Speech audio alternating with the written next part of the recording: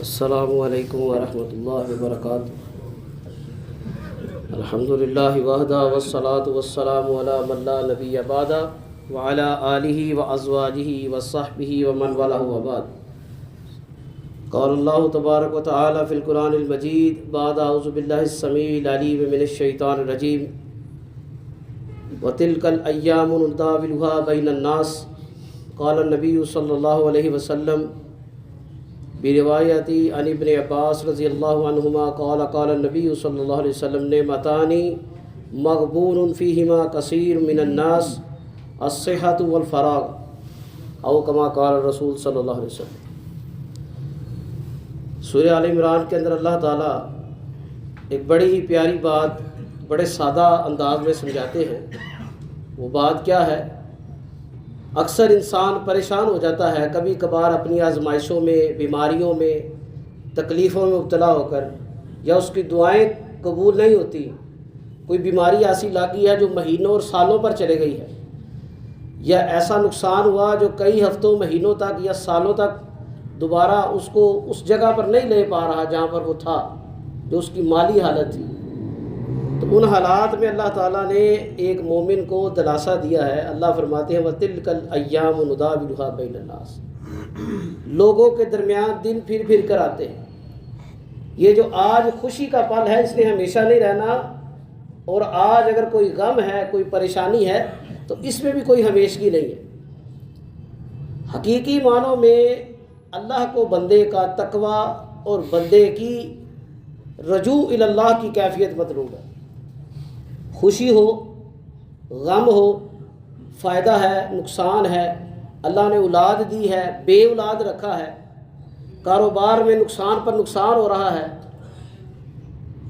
بالکل کاروبار بند ہو گیا، یا رزق کے وسائل ہیں وہ دن بدن بڑھتے جا رہے ہیں، کوئی بھی کیفیت ہو، وہ مثبت ہو یا منفی ہو، ہر حال میں اللہ کے طرف رجوع کرنا، یہ ایک بندہ مومن کا کہہ لیجئے اللہ کو جو مطلوب ہے۔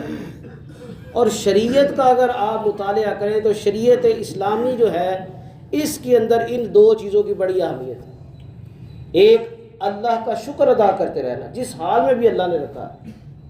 نبی مکرم صلی اللہ علیہ وسلم نے فرمایا مومن کا معاملہ ہر حال میں خیر ہی خیر ہے۔ اس کو اللہ جب کوئی نعمت دیتا ہے، کوئی فائدہ دیتا ہے تو وہ اللہ کا شکر ادا کرتا ہے، اور اگر اس پر کوئی آزمائش آتی ہے تو وہ تب بھی اللہ کا شکر ادا کرتا ہے، اللہ کی طرف رجوع کرتا ہے۔ یعنی یہ جو تکلیف ہے، یہ مصیبت ہے، یہ جو کمی ہے، یہ کسی کی طرف سے نہیں بلکہ اللہ کی طرف سے آزمائش ہے، اور اس میں بھی میرے لیے کوئی نہ کوئی بہتری کا عنصر شامل ہے۔ اب کچھ لوگ کہتے ہیں کہ نقصان میں بہتری کیا ہوگی؟ سورہ یوسف کے اندر اللہ تعالیٰ قرآن کریم کے اندر نبی مکرم کو فرماتے ہیں ہم آپ کو ایک بہترین قصوں میں سے قصہ بیان کرتے ہیں۔ اللہ نے اس کو احسن القصص کہا، یعنی یہ جو اصلاح کے لیے باتیں اور واقعات بیان کیے جاتے ہیں ان میں سے ایک بہترین قصہ۔ اور جناب یوسف علیہ السلام ان کے بھائی کہاں پھینک کر آئے تھے؟ کنویں میں۔ وہ بے یار و مددگار، نہ رسی تھی نہ کوئی سامان تھا، اللہ کی کرنی ہوئی، قافلہ آیا، قافلے والوں نے پانی کی طلب کے لیے ڈول پھینکا، اندر سے یوسف علیہ السلام نمودار ہو گئے۔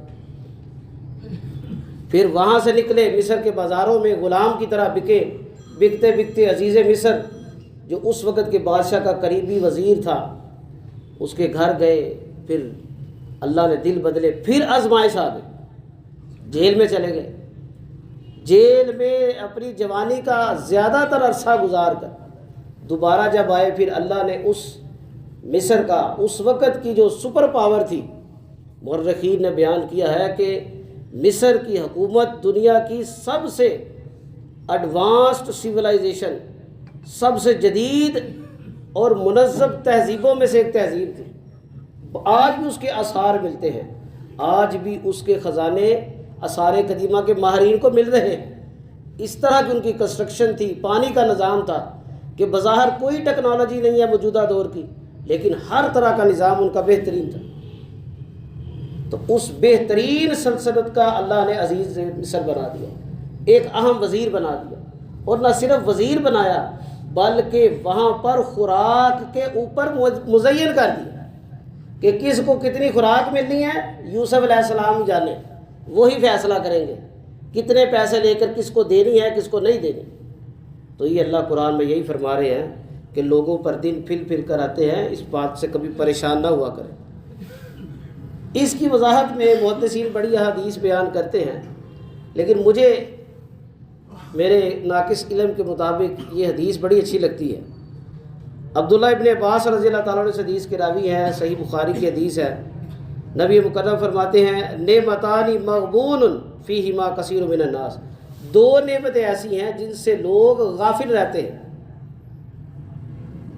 یعنی جن کی پرواہ نہیں کی جاتی، جن کو انسان نعمت سمجھتا ہی نہیں ہے جب تک وہ چھین نہیں جاتی۔ ہم لوگ تو سمجھتے ہیں نا، مال آ جائے تو محنت ہے، گاڑیاں سواریاں مل جائے تو نعمت ہے، مکان ہو بینک بیلنس ہو تو نعمت ہے۔ اللہ نے جس کو نعمت کہا ہے، اللہ کا رسول کہتے ہیں ایسی نعمتیں ہیں جس کی انسان بے قدری کرتا ہے۔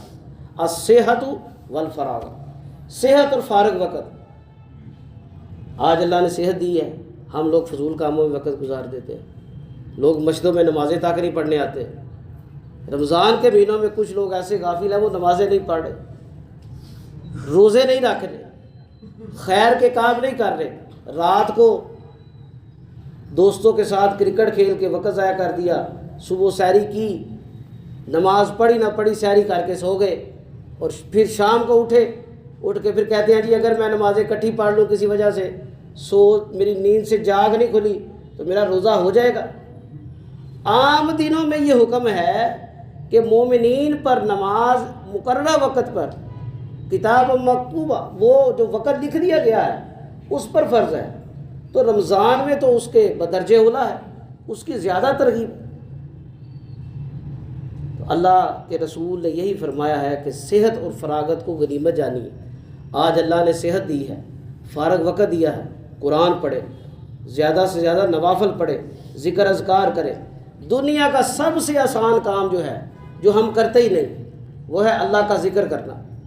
ایک حدیث میں نبی مکرم نے فرمایا کہ یہ جہاد فی سبیل اللہ اور بڑی بڑی نیکیوں سے بھی زیادہ افضل ہے، اللہ کا ذکر کرنا، چلتے پھرتے سبحان اللہ، الحمدللہ، اللہ اکبر، لا الہ الا اللہ، لا حول ولا قوت الا باللہ، درود ابراہیمی پڑھنا۔ یہ وہ اذکار ہیں جو ایک بیمار بھی کر سکتا ہے، جو مرگی کا مریض ہے، جو فالج کا مریض ہے، جو بستر کے ساتھ بستر ہو گیا ہے، اس نے بھی بس منہ کے ساتھ زبان ہلانی ہے، یا اپنے دل کے اندر اگر بول نہیں پا رہا، کوئی گونگا بھی ہے، وہ بھی اذکار کو کر سکتا ہے اگر وہ پڑھنا جانتا ہے، اگر اس کو سبحان اللہ کہنا آ گیا ہے کسی نہ کسی طریقے سے۔ لیکن ہم لوگ بڑی غفلت کرتے ہیں، چلتے پھرتے ہنسی مذاق کرتے رہتے ہیں، فارغ وقت میں موبائل کے اوپر دھیان لگائی رکھتے ہیں۔ چلو جو آپ کام کر رہے ہیں وہ کرتے رہیں، لیکن اپنی زبان کو اللہ کے ذکر سے تر رکھیں، کیونکہ یہ کام اللہ کو بڑا محبوب ہے، اللہ کی بارگاہ میں اس کی بڑی قدر ہے۔ تو اللہ تعالیٰ سے دعا ہے اللہ تعالیٰ ہمیں ان دو نعمتوں کی قدر کرنے کی توفیق عطا فرمائے، اور رمضان کی جو قیمتی سعادتیں ہیں، یہ گھڑیاں ہیں، اللہ انہیں ضائع کرنے سے محفوظ فرمائے۔ اقول قولی ھذا واستغفر اللہ لی ولکم ولسائر